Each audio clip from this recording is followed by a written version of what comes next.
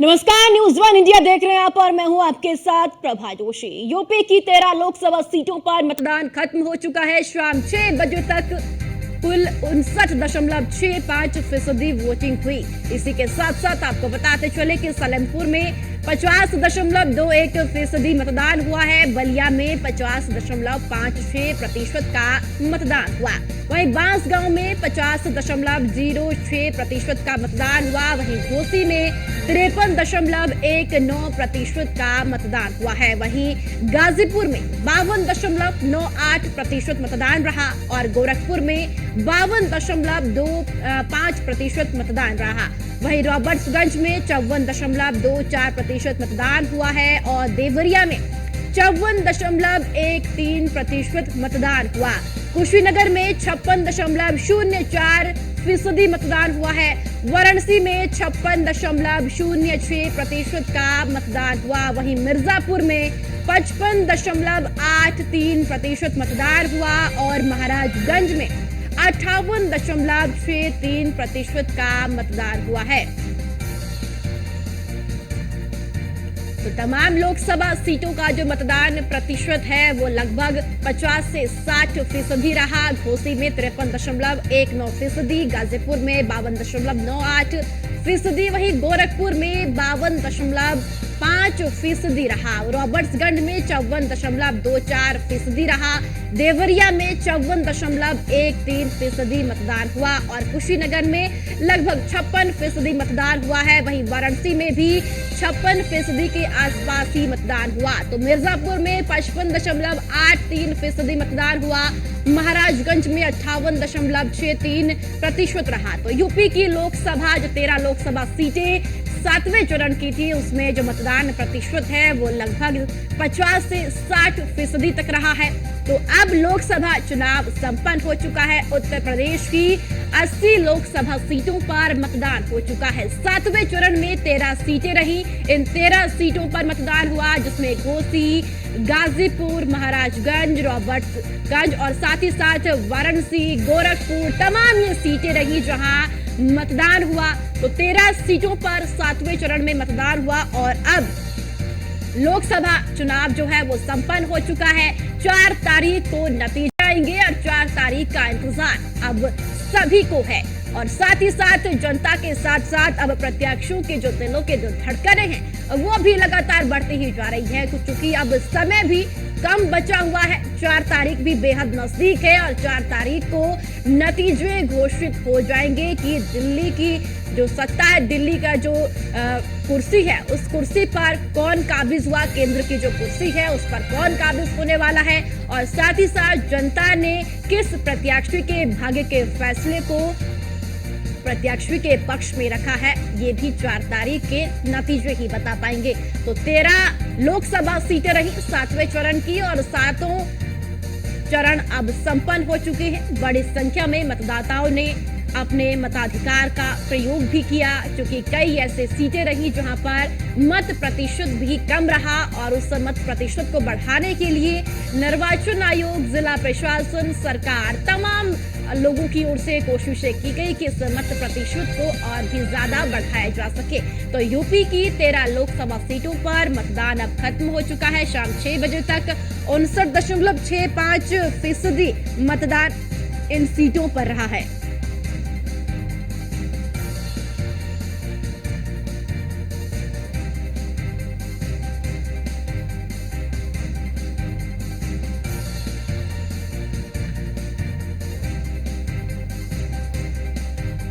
और चलिए ज्यादा जानकारी के साथ स्कंदिता मिश्रा हमारी संवाददाता हमारे साथ ज्यादा जानकारी के लिए जुड़ चुकी हैं। स्कंदिता, लोकसभा चुनाव संपन्न हो चुका है। 7 चरणों में चुनाव होना था और 7वां चरण अब संपन्न हो चुके हैं।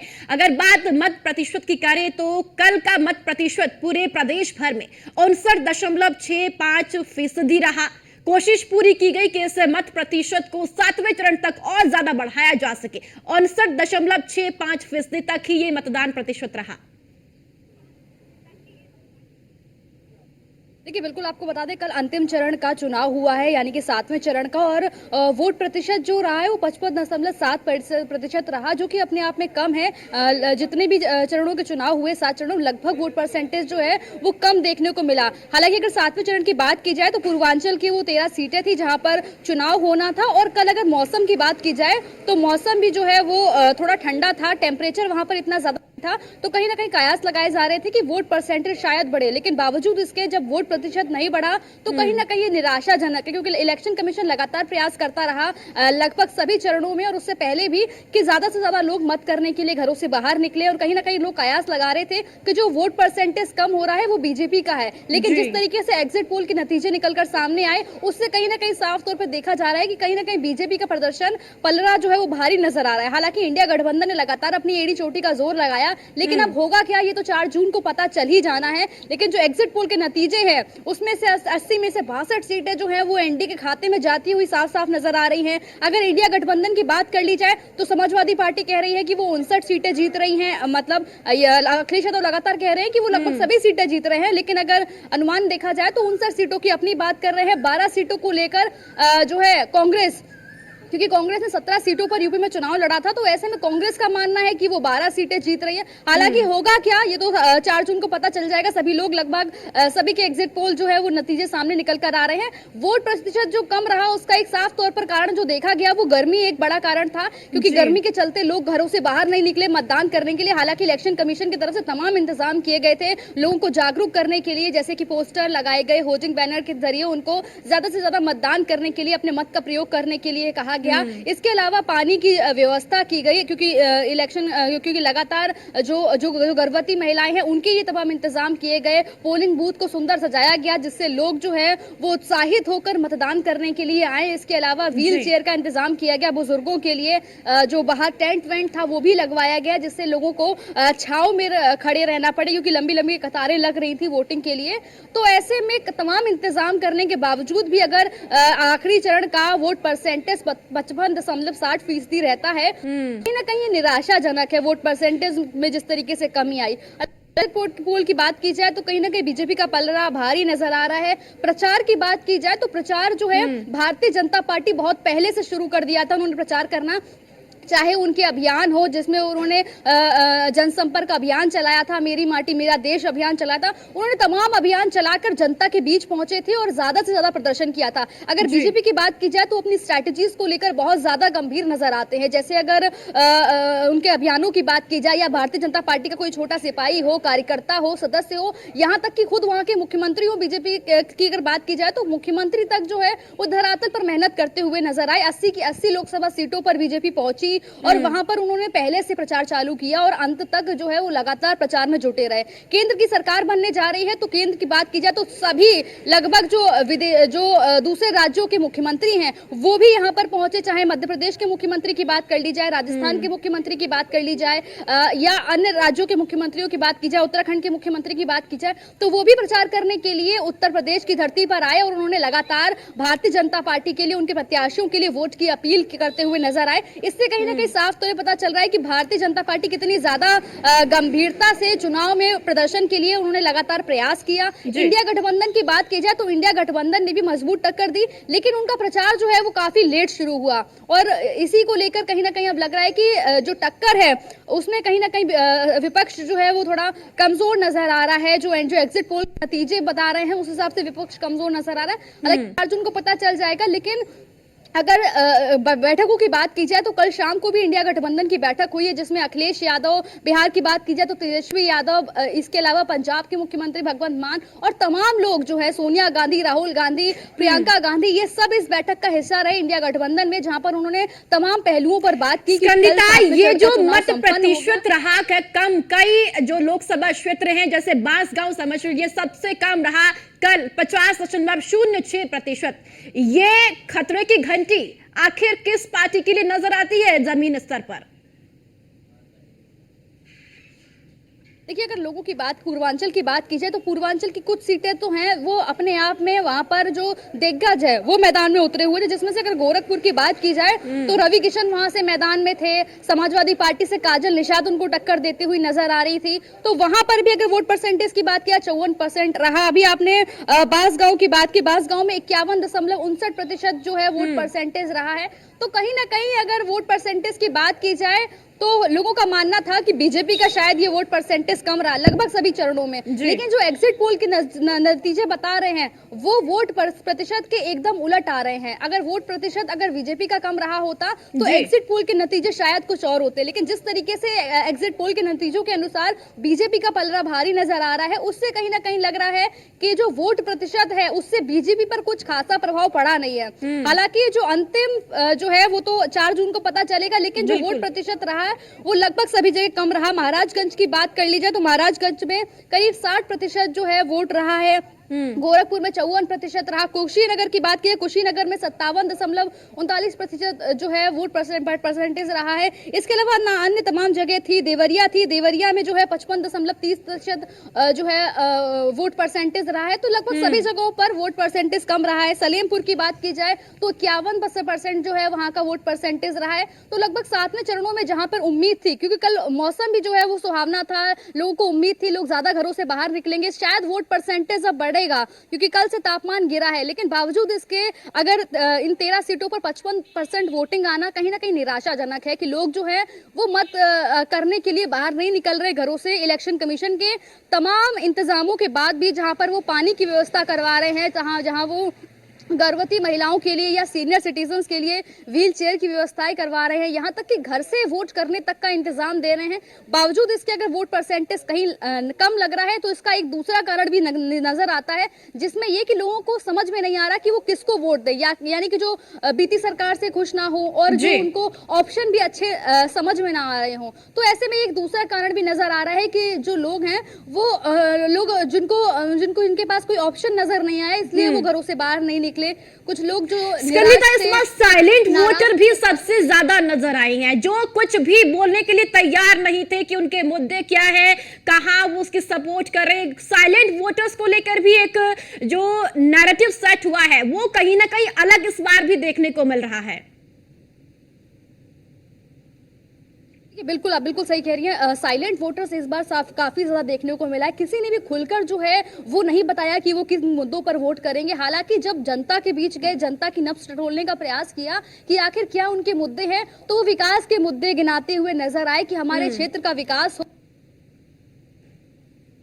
शिक्षा की दिशा में जो है हमारा क्षेत्र आगे बढ़े, लेकिन विकास के मुद्दों पर बात करते हुए नजर आए। लेकिन उनका अगर पक्ष जानने की प्रयास किया हो कि आखिर किस हवा चल रही है, किस ओर जाएंगे, तो बहुत कम लोग थे जो खुलकर बताते हुए नजर आए कि वो किस तरफ जा रहे हैं। हालांकि कई लोग जो थे वो मतलब क्योंकि लगभग सभी जगहों पर देखा गया कि वोटर्स जो है वो काफी ज्यादा साइलेंट है। कार्यकर्ता जो है वो लगातार प्रचार कर रहे हैं, लगातार पार्टी को लेकर नारेबाजी करते हुए नजर आए, अपनी नारेबाजी करते हुए नजर आए अपनी जनसभाओं के दौरान।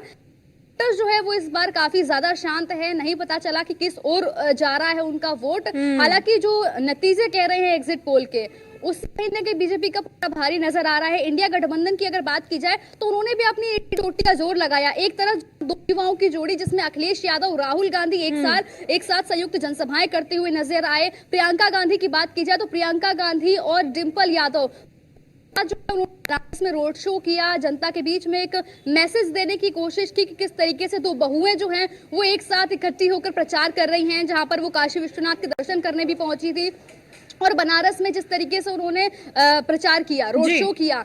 2 युवाओं की बात की जाए तो अखिलेश यादव, राहुल गांधी ने तमाम जनसभाएं की। प्रियंका गांधी इस बार मैदान में नहीं उतरी। बिल्कुल देखिए जिस तरीके से एग्जिट पोल आए हैं वो फिलहाल अभी एग्जिट पोल है, एग्जिट पोल हम नहीं कह सकते हैं, क्योंकि 4 तारीख का हमको इंतजार करना होगा। बार बार हम रेखांकित जरूर करते हैं कि सिर्फ अभी फिलहाल एग्जिट पोल आए हैं, यह सिर्फ अनुमान है, जनता की राय ली गई है, जनता से जाना गया है कि आखिर सरकार किसकी बनने जा रही है। इंतजार तो हमें सिर्फ 4 तारीख का करना होगा जब नतीजे आएंगे। लेकिन सवाल स्कंदिता आपसे मेरा यहाँ पर ये भी है कि मोदी फैक्टर एनडीए के लिए कितना सफल साबित रहा चुनावी मैदान में, और विपक्ष के लिए इंडी गठबंधन में एक साथ आना कितना सफल इंडी गठबंधन के लिए रहा राहुल गांधी, अखिलेश यादव और साथ ही साथ अरविंद केजरीवाल और तमाम जो राजनीतिक दल विपक्ष में एक साथ आए?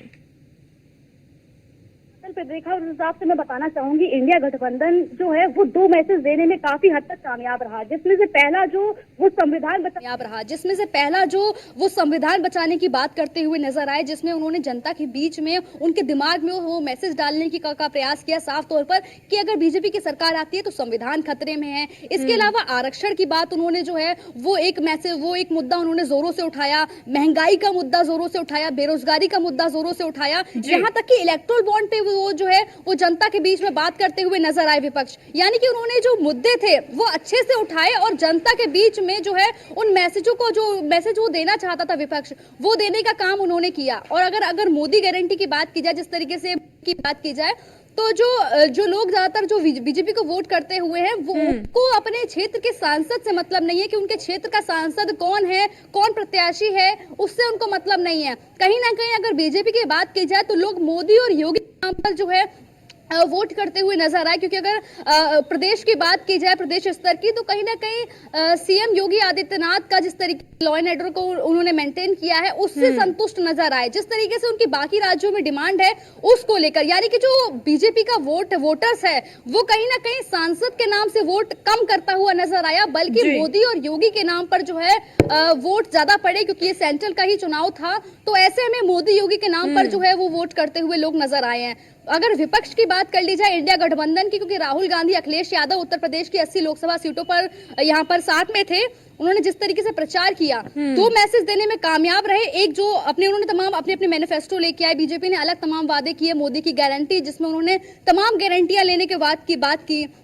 इसके अलावा न्याय पत्र लेके आई कांग्रेस की, उन्होंने न्याय पत्र में तमाम बातें कही। उन्होंने कहा कि जी हम आएंगे तो वो 5 किलो राशन दे रहे हैं, हम 10 किलो राशन देने वाली उन्होंने बात कही। अखिलेश यादव की बात की जाए तो अखिलेश यादव ने 50% डेयरी और 50% आटा फ्री की बात की। तो तमाम अपने अपने जनता को लुभाने का प्रयास किया, सबने अपने अपने मैनिफेस्टो में तमाम बातें की। फ्री की गारंटी का आपने जिक्र किया है, फ्री की गारंटी को लेकर तमाम राजनीतिक पार्टियों ने वादे किए, लोक लुभावने वादे जनता के बीच में जाते हुए नजर आए राजनीतिक दल। इन जो फ्री की गारंटी इन राजनीतिक पार्टियों ने की है, इसका असर दिखा है क्या चुनावी मैदान में? जनता ने भरोसा किया इन गारंटियों पे?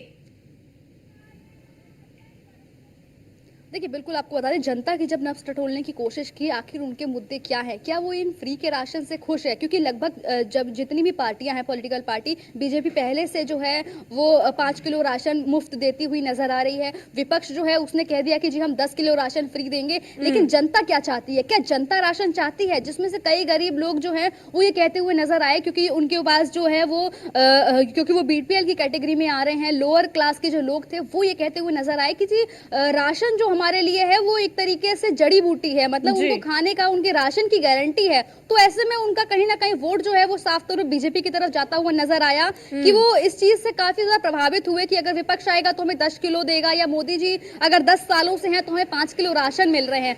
तो कहीं ना कहीं उनको राशन एक सिक्योरिटी के तौर पर समझ में आया। वहीं अगर मिडिल क्लास या अपर मिडिल क्लास की बात की जाए तो उनको ये कहीं ना कहीं गलत लगा कि फ्री का राशन जो है वो नहीं देना चाहिए, कहीं ना कहीं लोगों को निर्भर बनाने की बात कर रहे हैं। अगर विपक्ष से ये सवाल पूछा गया कि वो भी तो 10 किलो राशन की बात कर रहे हैं, कहीं ना कहीं निर्भर बनाने की बात कर रहे हैं, तो ऐसे में उनका मानना है कि जो लोग गरीब हैं उनको अगर एकदम से उनका राशन बंद कर दिया जाएगा तो वो लोग परेशान हो जाएंगे। तो ऐसे में वो कह रहे हैं कि हम 10 किलो राशन देंगे। लेकिन अगर जनता की बात की जाए तो जनता में लोअर क्लास राशन की बात से खुश नजर आए, लेकिन अगर मिडिल क्लास और अपर मिडिल क्लास कैटेगरी की बात की जाए तो वो इस राशन की बात से असंतुष्ट नजर आए। उनका मानना है कि सरकार जो है वो रोजगार पर काम करे, शिक्षा पर काम करे, युवाओं को अगर नौकरी मिल जाएगी तो उनको राशन देने की शायद जरूरत नहीं पड़ेगी।